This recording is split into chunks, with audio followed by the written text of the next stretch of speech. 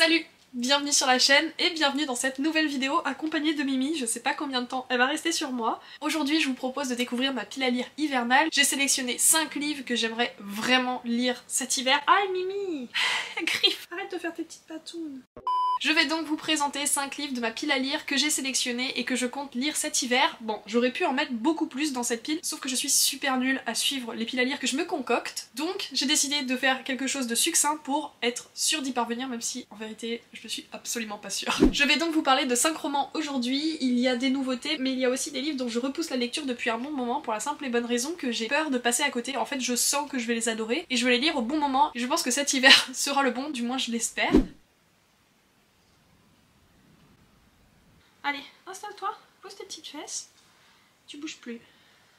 Voilà. Le premier livre dont je vais vous parler, c'est l'une des sorties que j'attendais avec le plus d'impatience et que je n'ai pas encore découvert. Je l'ai acheté le jour J de sa sortie et je l'ai toujours pas lu. Comble de mon impatience, je n'ai pas réussi à dégager du temps pour le lire et l'apprécier à sa juste valeur, mais j'espère que ce sera le cas cet hiver. Il s'agit de L'Atlas des autres terres d'Emily Wilde de Heather Fassett. C'est publié aux éditions Desaxus, enfin édition Sabran. Et il s'agit du second tome de l'encyclopédie féerique d'Emily Wilde. Le premier tome a été un énorme coup de cœur, c'est l'une de mes meilleures lectures de l'année 2024. Du coup évidemment il me tardait de découvrir la suite dans cette très belle édition reliée. J'adore la couleur de la couverture. Voilà à quoi ressemblent les gardes. Et voilà la couverture, c'est très très beau. Enfin en tout cas moi je suis très fan, d'autant plus que j'ai très peu de livres dans cette colorimétrie un peu vert d'eau, c'est très beau. Bon, je ne vais pas vous faire un résumé de ce second tome puisque je ne l'ai pas lu, évidemment, concept de la vidéo, et surtout parce que je ne veux pas spoiler le premier tome à celles et ceux qui ne l'ont pas lu, puisque c'est un livre absolument incroyable et que ce serait dommage de passer à côté. Dans le premier tome, nous suivons Emily Wilde, qui est une experte mondiale en dryadologie. Elle étudie des créatures que l'on qualifierait chez nous de fantastiques, et elle rédige la première encyclopédie féerique. Pour compléter ses recherches, elle se rend dans un village nordique pour étudier les recluses, qui est le nom d'un groupe de fées. Emily est très solitaire, seulement elle est rejointe par Wendell qui dit vouloir l'assister et l'aider, seulement il va juste mettre la pagaille dans sa vie. Ensemble ils vont tout de même faire des découvertes à propos des fées, et c'est là toute l'histoire du premier tome. Au-delà d'être absolument surprenant, le premier tome était extrêmement cosy, avec tout de même des petites pointes assez glaçantes. Je me souviens très bien de certains passages où il était question de changelin. Je vais pas en dire plus, mais ceux qui ont lu le premier tome savent, c'était assez flippant. Étonnamment j'avais absolument adoré, je pense que c'était notamment dû à l'ambiance et au duo de personnages assez atypiques. Du coup évidemment j'ai hâte de retrouver Emily Wilde et Wendell dans ce second tome, d'autant plus qu'ici on va les suivre dans un voyage dans les Alpes autrichiennes pour la rédaction d'un atlas féerique. C'est le nouveau projet d'Emily Wilde et rien qu'au résumé, je ressens déjà la vibe du premier tome ressortir. Je vois tout à fait l'ambiance dans laquelle je vais me retrouver en le lisant. J'ai très hâte, j'ai même ma playlist qui est déjà prête. J'avais réalisé une playlist sur Spotify pour le premier tome et je l'avais écouté tout du long, il y avait très peu de musique donc j'ai écouté les mêmes musiques en boucle. Donc ces musiques sont associées à l'ambiance du premier tome, donc j'ai hâte de la retrouver pour lire ce second tome. Le second livre de cette pile à lire, il est un petit peu dans la continuité du premier puisqu'il s'agit aussi d'une cozy fantasy. Vous l'aurez compris, c'est mon obsession du moment et je trouve que ça match totalement avec la vibe hivernale. Beaucoup placent la cozy fantasy en automne, mais l'automne passe trop vite pour moi. Je n'ai souvent pas le temps de me plonger dans ce mood propre à la cozy fantasy avant que l'hiver arrive. C'est le cas cette année, donc je compte lire ces cozy fantasy en hiver. Le second livre, il s'agit de Le petit guide de Miss Percy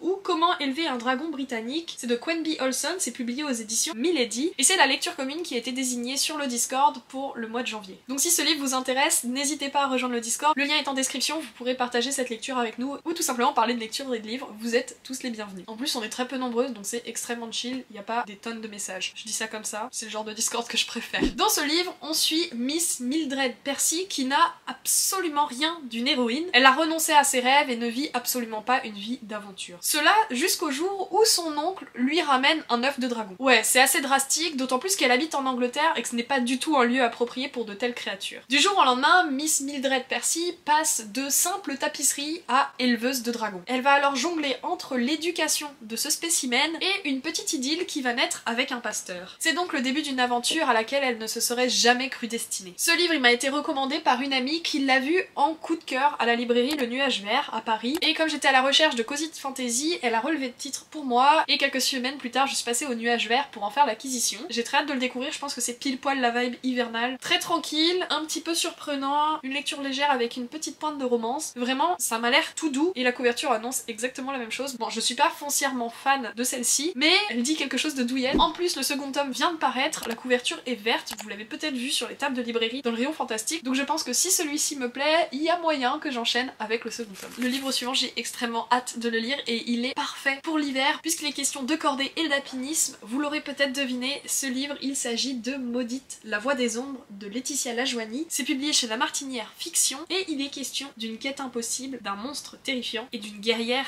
impitoyable. Je partage la passion de Laetitia Lajoigny pour l'escalade, donc autant vous dire que j'ai très hâte de découvrir tous les clins d'œil de vocabulaire, d'expressions liées à l'alpinisme ou à l'escalade dans ce livre, et surtout j'ai encore plus hâte de le découvrir puisque ce n'est pas un roman contemporain sur l'alpinisme ou sur l'escalade, c'est un roman de fantasy. Dans ce livre on se retrouve dans la ville de Srapita, et dans cette ville tout le monde a peur du jour. En fait Srapita est emprisonnée par des ombres envoyées par un monstre qui force les habitants à vivre la nuit et à se cacher du jour sous peine d'être pétrifié. En effet, une créature maléfique vit en haut de la montagne maudite et l'objectif de Liv, l'héroïne, eh bien c'est de la vaincre et de libérer l'ensemble de sa ville. Liv, elle a constitué la 143e cordée et elle a choisi chacun des membres avec soin. Elle est persuadée du succès de sa mission, bien que parmi toutes les précédentes cordées, eh bien personne n'est revenu. Car sur la montagne maudite, les ombres et les éléments ne seront pas les obstacles les plus dangereux qu'ils rencontreront. Voilà le résumé et je trouve cela extrêmement prometteur. Le livre n'est pas très long, donc je pense n'en faire qu'une bouchée, d'autant plus que ce livre mêle exactement tout ce que j'adore. Un livre de fantasy avec de l'escalade, enfin pour être plus exact, de l'alpinisme, mais ce sont des passions qui se recoupent. Vous l'aurez compris, j'ai très hâte de le découvrir et c'est un immanquable de ma palle hivernale. Il y a une montagne sur la couverture, je pense que c'est suffisant pour justifier sa présence dans cette pile à lire. Le 4e livre de ma pile à lire, c'est un livre dont je repousse la lecture depuis un bon moment, mais parce que je sais que je vais l'adorer et qu'il faut à tout prix que j'espace la lecture des livres de cette autrice. Ce livre, il s'agit de Betty de Tiffany McDaniel, c'est publié aux éditions Gallmeister. Qu'est-ce que tu fais, Mimi ?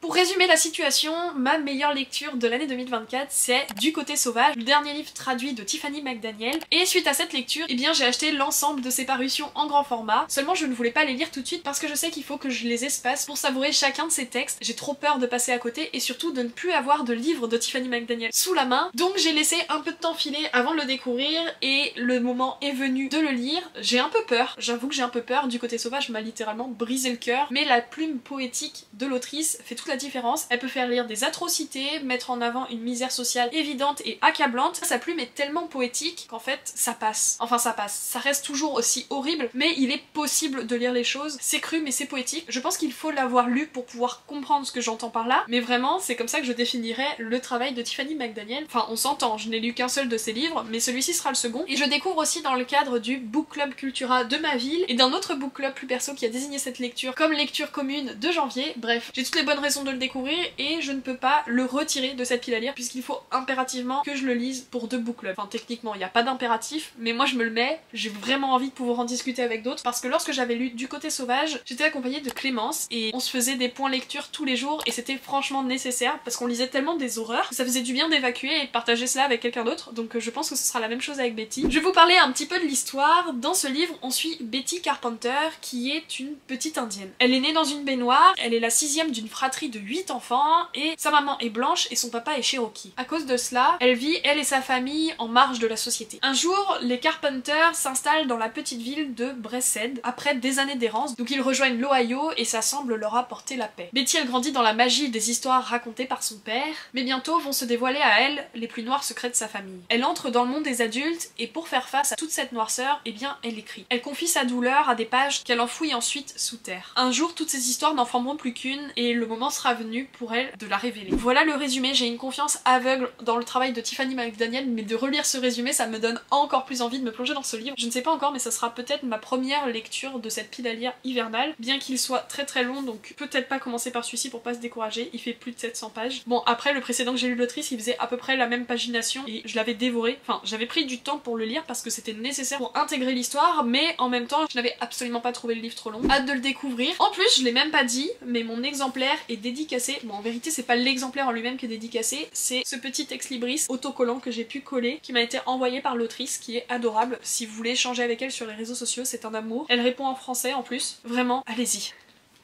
On arrive déjà au dernier livre de cette pile à lire hivernale, et ce dernier livre je l'avais acheté en avant-première au Salon du Livre de Paris et je ne l'ai toujours pas lu. Encore une fois je me suis gardé le bon moment pour le découvrir. Ce livre, il s'agit du premier tome de Divine Rivalité de Rebecca Ross, c'est publié aux éditions des Saxus. Et une autre bonne raison de le découvrir, eh bien c'est qu'on vient de m'offrir le second tome pour mon anniversaire. La duologie est au complet, je n'ai tout simplement plus d'excuses. Ce livre semble combiner tout ce que j'adore et il est souvent comparé à Lovely War, puisque d'après ce que j'ai compris, l'autrice l'autrice de Divine Rivalité s'est inspirée de Lovely War, qui est un coup de cœur parmi mes lectures de 2024. L'histoire de ce livre est la suivante. Après plusieurs siècles de sommeil, les dieux sont de nouveau en guerre. La journaliste Iris Winnow essaie tant bien que mal de garder sa vie à flot, malgré le fait que son frère soit parti au front et que sa mère sombre dans l'alcool. La jeune femme ne trouve du réconfort que dans les lettres qu'elle écrit à destination de son frère, qu'elle glisse sous sa garde-robe. Seulement ces lettres, elles disparaissent mystérieusement et la jeune femme reçoit des réponses anonymes. Elle ne sait pas que l'auteur de ces réponses anonymes,